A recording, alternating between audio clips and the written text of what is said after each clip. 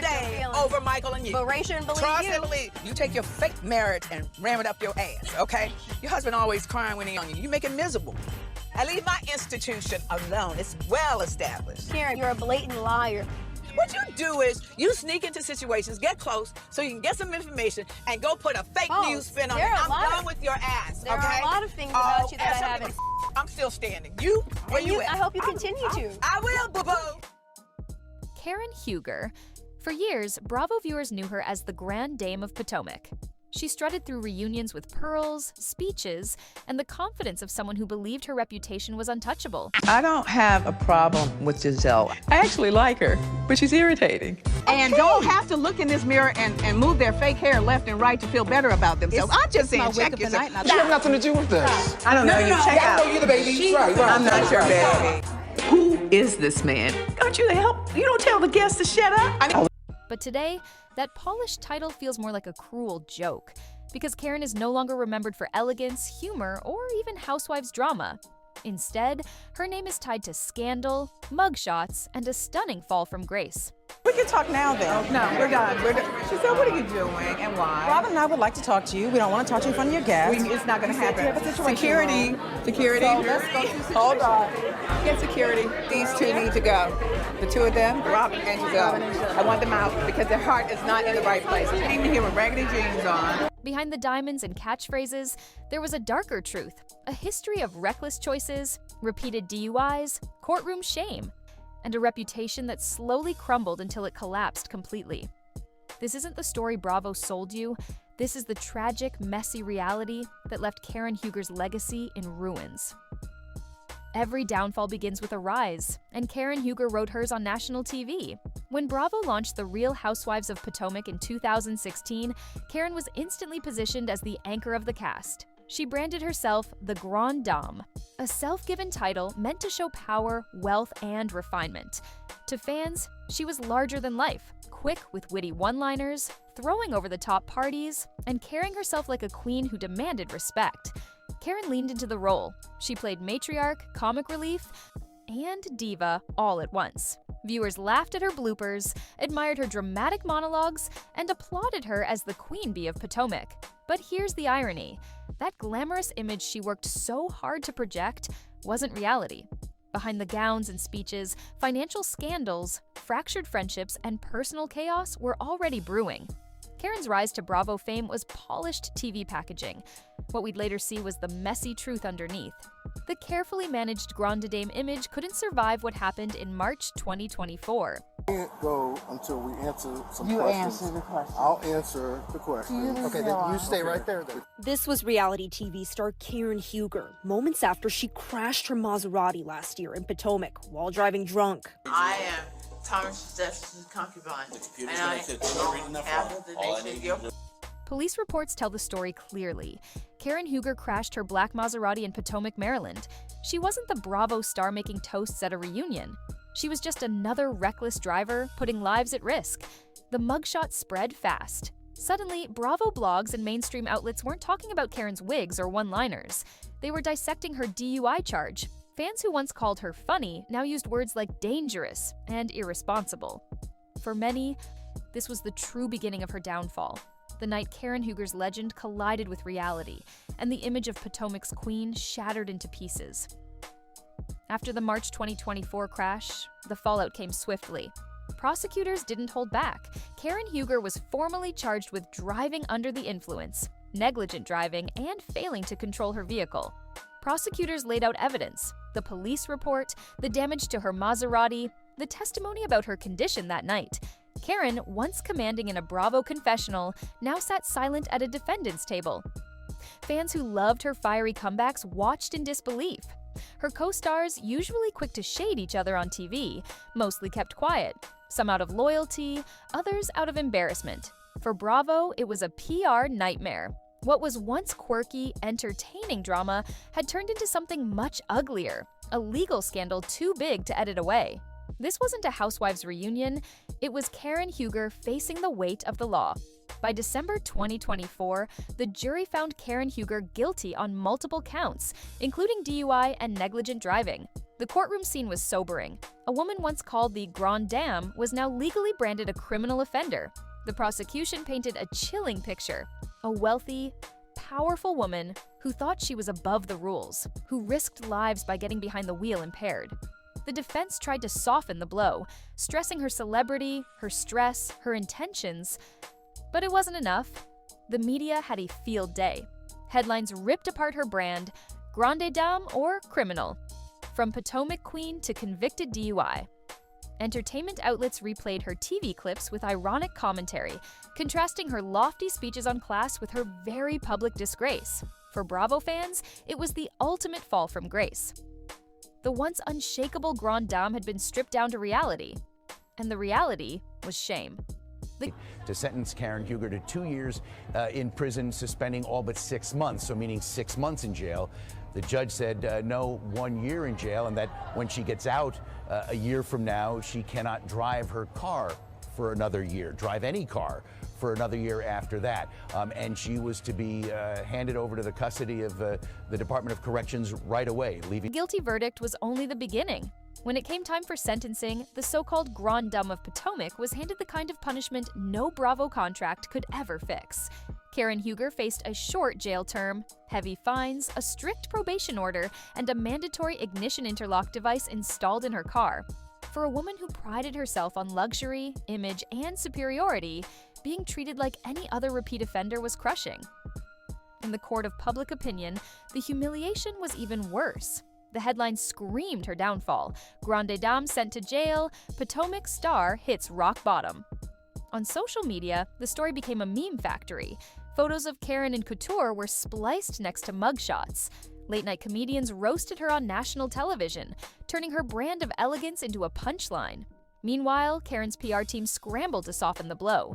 She released carefully worded statements, trying to frame her jail sentence as a moment of reflection and growth. But the public wasn't buying it. To them, it wasn't a redemption story. It was a disgrace. For reality TV stars, jail is more than punishment. It's career death. And for Karen Huger, that's exactly how it looked. But just when the story seemed finished, a new controversy erupted. Reports surfaced that Karen Huger had been released earlier than expected. The whispers of celebrity privilege grew louder. Critics asked, would an ordinary person convicted of the same crimes walk free so quickly? The answer many believed was a resounding no. On social media, outrage flared. Posts accused the justice system of protecting Bravo stars. Fans and critics alike wrote, if it was anyone else, they'd still be inside. Karen tried to spin her early release as a sign of good behavior and personal growth, but the backlash was brutal. The more she spoke, the more people saw arrogance instead of accountability. Instead of rebuilding her reputation, the early release fueled a narrative of entitlement, hypocrisy, and unfairness. It reinforced the idea that Karen Huger, even in disgrace, still thought she was untouchable.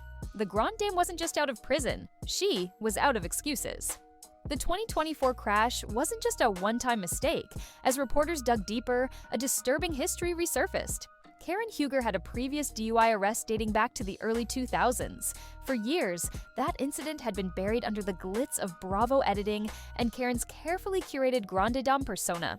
But once her Maserati wreck made headlines, old records were dragged back into the spotlight. Suddenly, the story shifted. This wasn't an isolated lapse in judgment.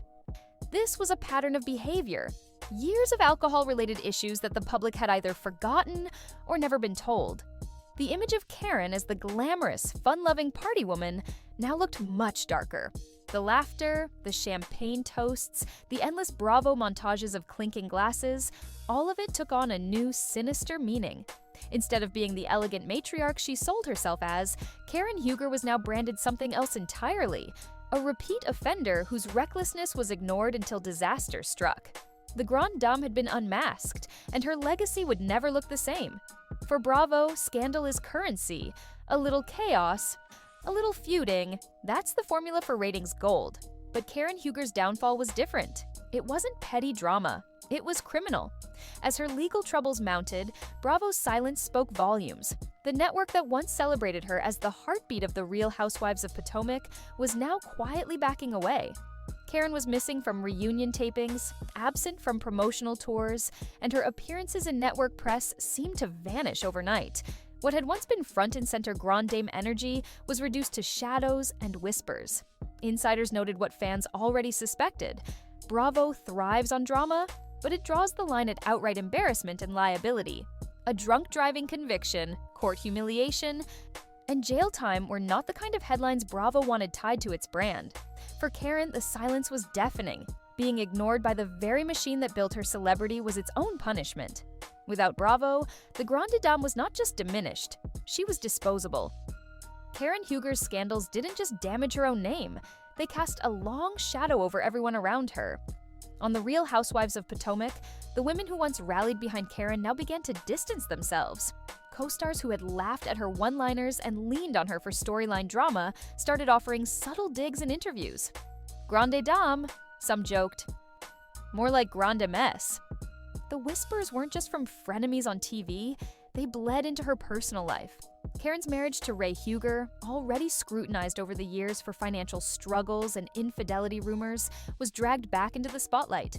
Fans questioned how much more her family could endure, as Ray and their children were forced to live under the weight of Karen's public humiliation. The woman who once demanded respect in every room was now a cautionary tale. Her behavior didn't just tarnish her own reputation, it embarrassed the very family she claimed to protect. And as for her castmates, they didn't have to take her down. Karen Huger had done that all by herself. By 2025, the transformation was complete. Karen Huger was no longer the Grande Dame, she was a liability. Sponsorship deals that once relied on her polished image quietly evaporated. The public appearances dried up. Invitations slowed to a trickle. Even the luxury brand partnerships she once flaunted vanished, unwilling to be tied to a convicted drunk driver. On social media, the fall was even harsher. Memes mocked her mugshot. Gifs of her Bravo one-liners were repurposed into cruel jokes, and fans who once adored her now laughed at her downfall. The ridicule was relentless, and there was no glamorous comeback edit in sight. After her conviction and public humiliation, Karen Huger attempted what so many fallen celebrities do, a redemption arc. She spoke vaguely in interviews about self-reflection. She hinted at attending Alcoholics Anonymous meetings. She claimed she was exploring rehab options and working on finding herself. On paper, it sounded like a journey of growth, but to the public, it rang hollow. Her apologies often felt rehearsed, more like PR damage control than genuine remorse. Fans and critics alike noticed that she avoided directly addressing her repeat DUI history. Instead, she tried to soften the narrative, painting herself as misunderstood rather than accountable. But audiences had moved on. They didn't buy the act. Social media mocked her apology tour as insincere. Former fans wrote that Karen cared more about salvaging her Bravo image than truly changing her behavior.